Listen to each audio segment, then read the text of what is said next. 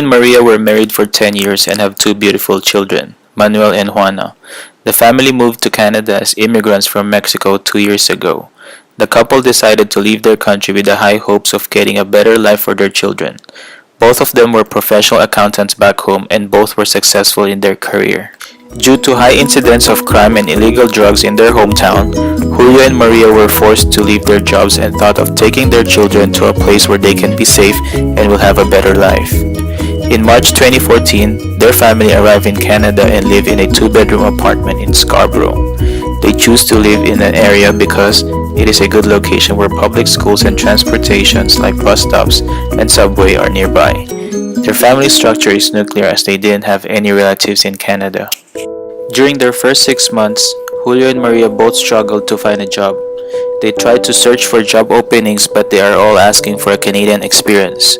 Julio couldn't find a job related to his previous career as an accountant, so he decided to apply for some work that was not in line with his profession. He got his first job as a part-time crew at a coffee shop. He works 40 hours a week at a minimum salary wage. He also worked as a security guard in a warehouse at night. He needed to work for 2 jobs to pay for their rent and to buy medicine for their daughter Juana. Maria, on the other hand, is still unlucky to find a job. She ended up staying at home, taking care of the kids. Out of pride, Maria felt depressed because she never anticipated that they will have such a hard life in Canada. Maria was not used to be a hands-on mother because she was very focused on her career. Maria is so stressed in raising her children alone because Julio was working most of the time. This has caused Maria to become more depressed. One day, Maria met Romina, who is one of their neighbors in the park, while watching the kids play. Romina and Maria became close friends that sometimes Romina will invite Maria to her place to grab a drink. This has become a habit for Maria as she forgets her problem when she's drunk and eventually would lead her to alcohol addiction. Manuel, their 7-year-old son, was on the 2nd grade in a public elementary school.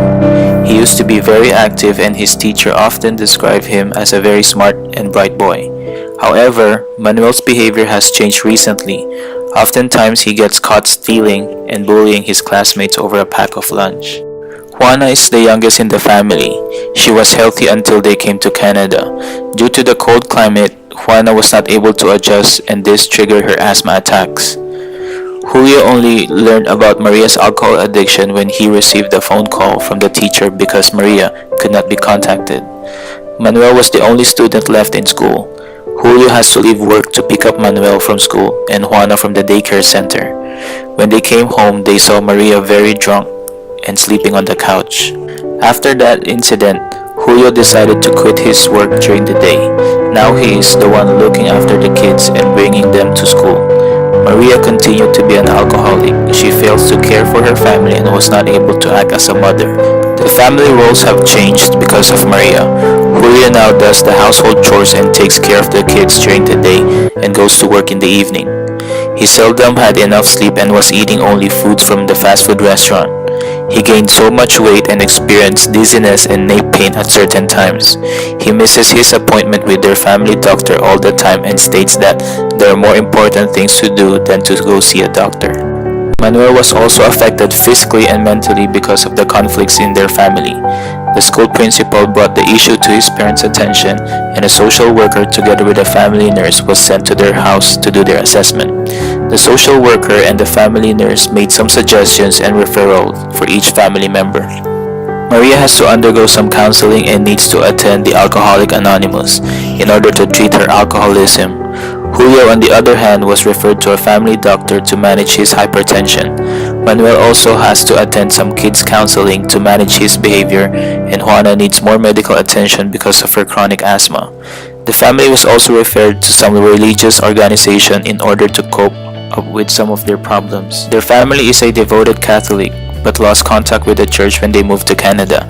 After several visits of the family nurse into their home, Julio and Maria decided to try to manage their life back and start a better life with the kids.